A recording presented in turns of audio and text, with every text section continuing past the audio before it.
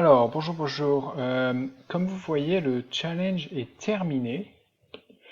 Et malheureusement, on n'a pas eu beaucoup de x5, x10, tout ça, sur la fin. Donc en fait, ce que je voulais faire, c'était un x10 direct là. Et je vais vous montrer en fait la technique toute simple pour faire un x10 direct. En fait, c'est pas compliqué. Vous faites x5 là-dessus, et c'est parti. Et ça vous permet direct de vous choper un x10 sur la mise initiale. Ah ben là, par exemple, c'est même plus que x10, c'est un x15. x15 du 5 euros, et puis c'est parti quoi. Excusez-moi, je bois un petit verre à coca. Là, on va direct choper sa quinte.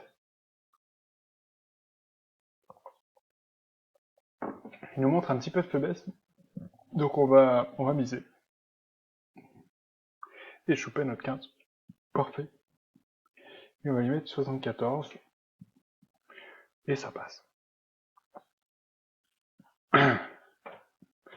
Ensuite, valet 10, on va folder quand même pour montrer que on est sérieux, on joue pas toutes les mains non plus, n'importe comment. Et surtout que phone phones et peut-être en tilt. Voilà. Faut vraiment sentir les dynamiques. La paire de 8. Paire de 8, on va indiquer un petit peu, on va lui mettre 58. Voilà. On met un petit indice dans la mise que qu'il y a quelque chose qui se passe. Et là, on va lui mettre 40.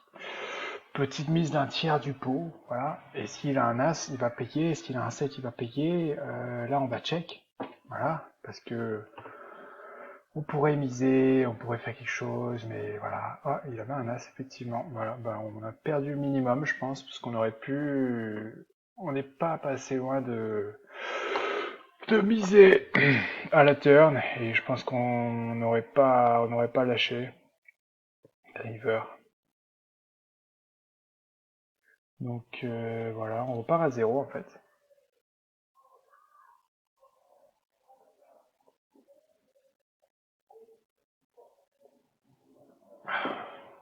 Je pense qu'on peut lâcher là.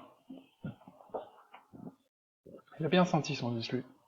Il s'est dit, roi 10, lui est en tilt, j'y vais. Ce qui est un bon indice pour le heads up. C'est-à-dire que faut pas faire n'importe quoi, genre ça.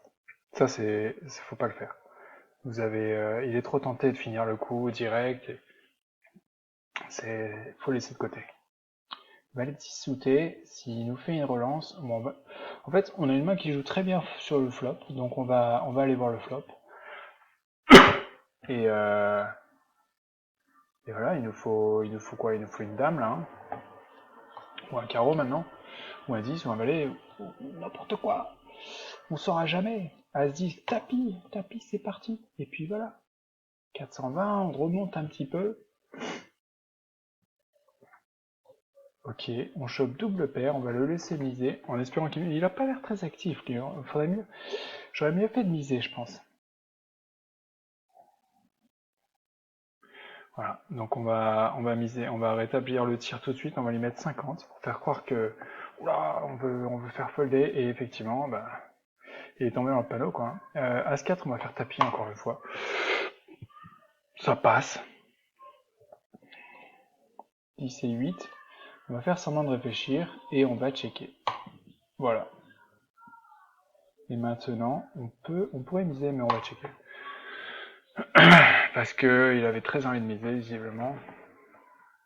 Dame 10, on va limper. Voyons comment il réagit quand on l'a pas fait souvent. Et il check. Et là, il va miser sûrement. Je pense que c'est vraiment sa range de check back. Donc on va check back. Et là, par contre, on va lui miser 64.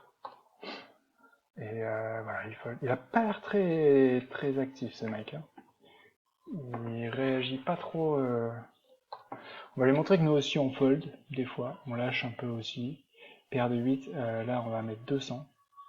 Mais pas tout. Pour essayer de le tenter un peu. Et au flop, on va tout mettre. En espérant choper un 8. On espère choper à 8, à 8, à 8, à 8, à 8, à 8, 8, 8, 8, 8, 8, 8, 8, 8, 8, 8. Voilà, voilà. Donc là, c'est comme ça qu'on rétablit un petit peu. Vous voyez, 75. Et du coup, ah bah mince, on sait pas quoi faire. On va mettre 25, 3, premier. Qu'est-ce qui se passe là? Ça marche pas? 70. Bah voilà, ça marche. Et là, total, on va changer ça. Voilà. Avec un peu de chance, ils s'en apercevront pas. Allez, salut les fiches! Comment on fait pour fermer ce truc? Cette vidéo là. Terminer. Terminer la vidéo.